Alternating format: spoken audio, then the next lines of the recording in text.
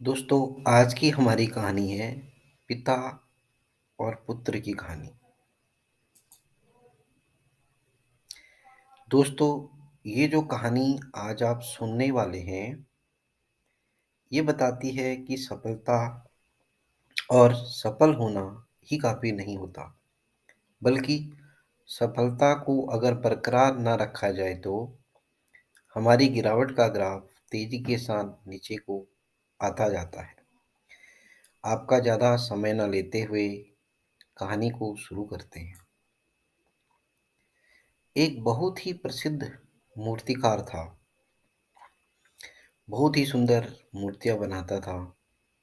वो चाहता था कि उसका बेटा भी उससे बढ़िया मूर्तिकार बने। और यही हुआ, जैसा कि उसने सोचा, उसका बेटा भी मूर्तिकार बन चुका था। वक्त के साथ साथ वो अपने पिता जी से पूछता था कि उसने मूर्ति कैसी बनाई, और उसके पिता हर बार उसकी मूर्तियों में कोई न कोई खामी निकाल देते थे। लेकिन वह पिता की बात मानता गया और अच्छी-अच्छी मूर्तियाँ बनाने लगा। एक समय ऐसा आया कि अब पुत्र की मूर्तियाँ पिता की मूर्तियों से ज़्यादा सुंदर और अच्छी हैं। लेकिन अब भी उसके पिता उसकी मूर्तियों में कमी निकाल ही देते थे। उसके सब्र का बाँध टूट चुका था और उसको अपने आप पर अभिमान था कि वो पिता से बेहतर मूर्तियाँ बनाता है। वो झल्ला गया उन पर। अब उसके पिता ने मूर्तियों पर टिप्पणी करना बंद कर दिया। जैसे-जैसे वक्त गुजरता गया, उसकी मूर्तियाँ अब पहले जैसी नहीं बन रही थी, और देखते ही देखते वह बहुत ही बेकार मूर्तियाँ बनाने लगा। अब अंततः वह परेशान होकर पिताजी के पास गया।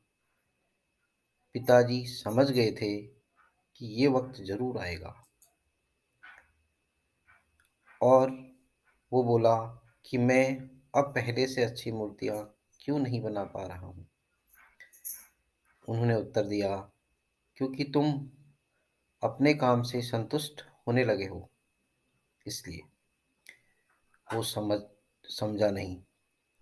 पिता ने कहा, जब तुम्हें लगता है कि तुम बहुत अच्छी मूर्तियाँ बनाते हो और इससे अच्छी ही बना सकते हो, तो आगे बढ़ने की संभावना काफ़ी कम है।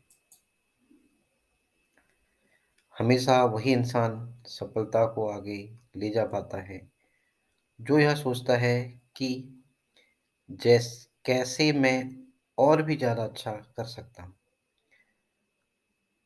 तो वो बोला कि आपको पता था कि ऐसा टाइम आएगा, तो फिर आपने मुझसे ये बात पहले क्यों नहीं बताई। उन्होंने जवाब दिया कि मेरे साथ भी ऐसा ही हुआ था। मैं भी नहीं समझा जब तुम्हारे दादाजी ने मुझे समझाने का प्रयास किया। कुछ बातें प्रयोग से ही समझ में आती हैं, यही जीवन की सच्चाई है। और फिर वो अपने पिता द्वारा दी गई सीख अपनाते हुए अच्छी से अच्छी मूर्तियाँ बनाने लगा। दोस्तों, मुझे पूरी उम्मीद है कि आपको यह कहानी अच्छी लगी होगी। आपके कोई सवाल या सुझाव हो तो हमें ज़रूर बताएं। इस पोस्ट को पढ़ने और अपना बहुमूल्य समय देने के लिए दिल से आपका शुक्रिया।